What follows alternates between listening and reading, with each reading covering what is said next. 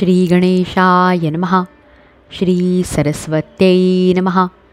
श्री सद्गुरवे नमः. श्रीमद्गुरुदेव दत्तात्रेयाय नमः. नमो भगवते वासुदेवाय.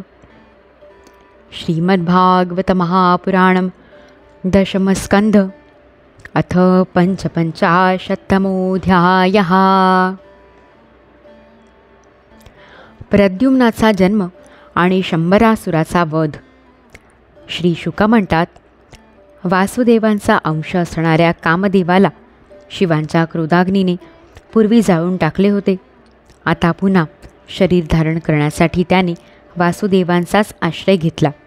तोच काम यावेळी श्रीकृष्णांपासून रुक्मिणीच्या ठिकाणी उत्पन्न झाला. तो प्रद्युम्न नावाने प्रसिद्ध झाला.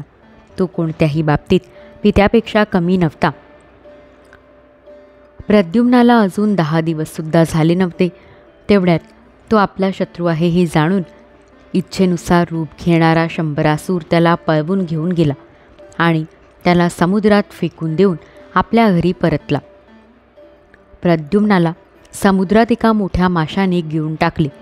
एकदा कोळ्यांनी मोठ्या जाळ्यात इतर माशांसह त्या माशालाही पकडले. त्यांनी तो मासा शंबरासुरालाच भेट म्हणून दिला. शंबरासुराच्या आचार्यांनी तो अद्भुत मासा पाकगृहात नेऊन कुऱ्हाडीने तोडला. आचार्यांनी माशाच्या पोटात बालक पाहून ते शंबरासुराची दासी मायावतीकडे सोपविले. तिच्या मनात शंका उत्पन्न झाली. तेव्हा नारदांनी येऊन तिला त्या मुलाचे मूळ स्वरूप, उत्पत्ती, माशाच्या पोटात जाणे इत्यादी सर्व सविस्तर सांगितले.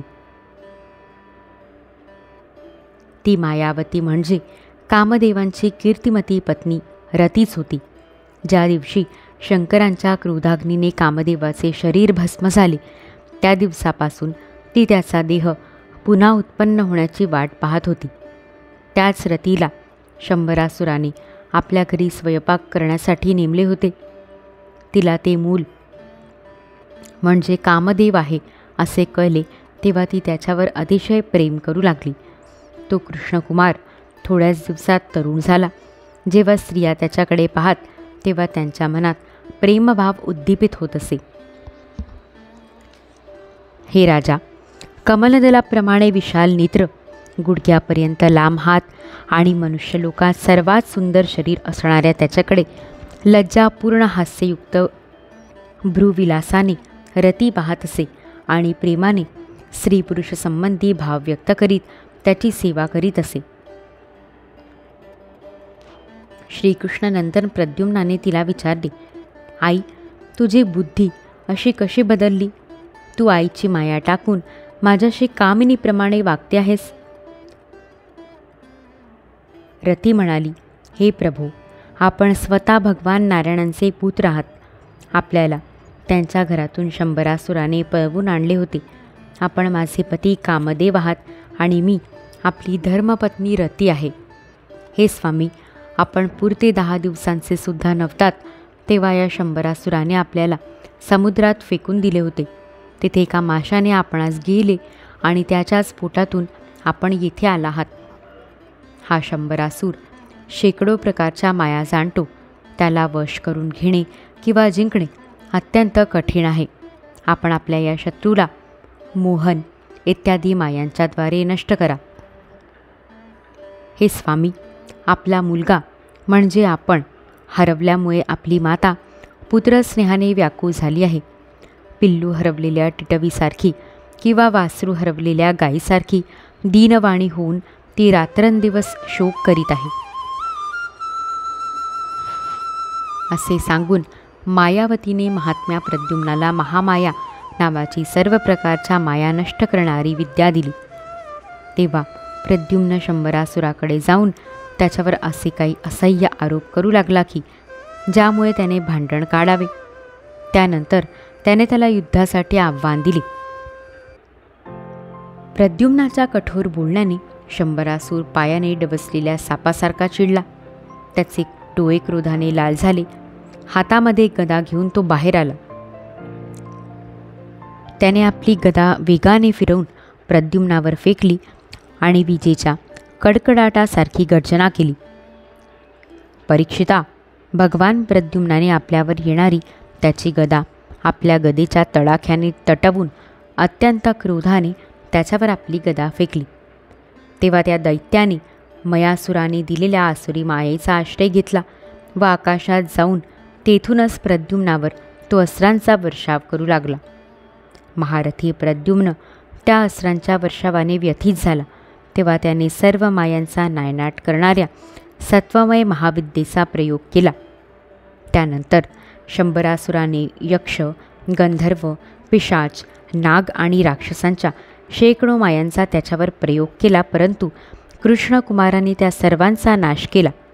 त्यानंतर त्याने एक तीक्ष्ण तलवार हातात घेऊन वेगाने शंबरासुराचे किरीट कुंडलांनी सुशोभित आणि लाल दाढीमिशा असलेले डोके धडापासून वेगळे केले.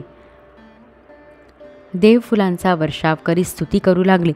त्यानंतर आकाशातून फिरू शकणाऱ्या मायावतीने त्याला आकाशमार्गाने द्वारकेत नेले.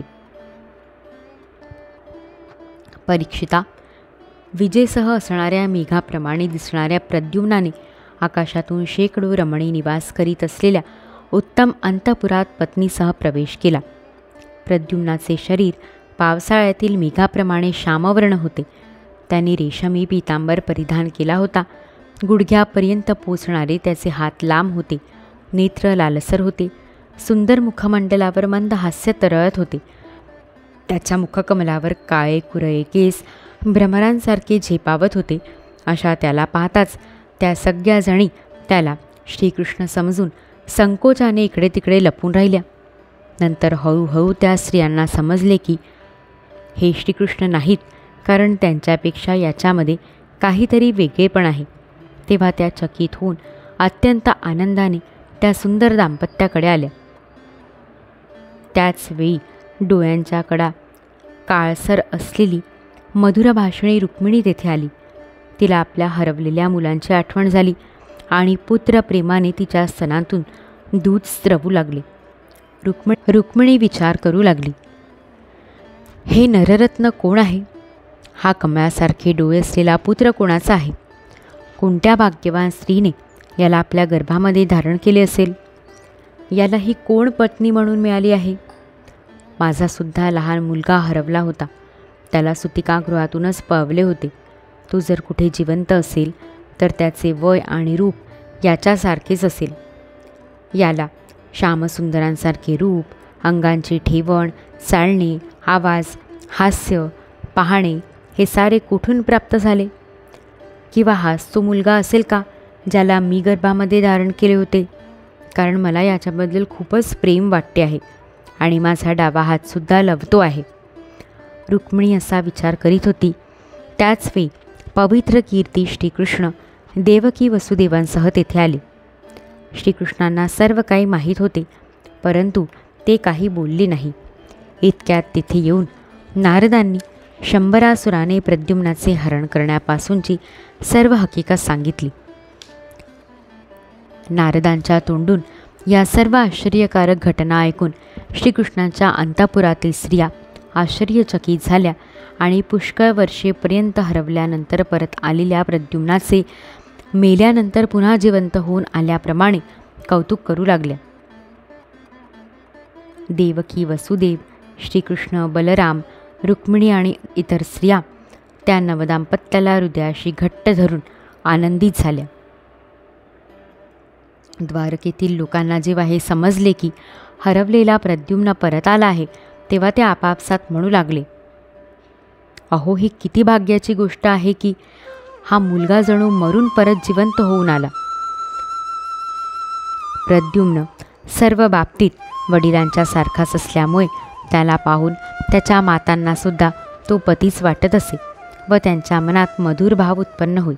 यात काही आश्चर्य नाही, कारण प्रद्युम्न हा मुळात स्मरण होताच मन चंचल करणारा काम होता. त्यात तो त्रिभुवनसुंदर श्रीकृष्णांचे प्रतिबिंब होता. तो समोर दिसल्यावर असे होणे स्वाभाविकच होते, तर मग त्यांना पाहून अन्य स्त्रियांची अवस्था काय होईल हे काय सांगावयास पाहिजे. अध्याय 55 समाप्त. इति श्रीमद्भागवते महापुराणे पारमहंस्या संहितायां दशमस्कन्धे उत्तरार्धे प्रद्युम्नोत्पत्तिनिरूपणं नाम पञ्चपञ्चाशत्तमोऽध्यायः। ऋषिकेशमेवाग्मनकायजातं हरे ज्ञानतो विश्वसाक्षिन्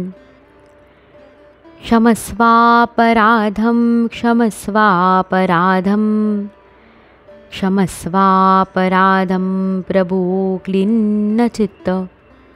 श्रीकृष्णार्पणमस्तु। गोपाल कृष्ण भगवान की जय।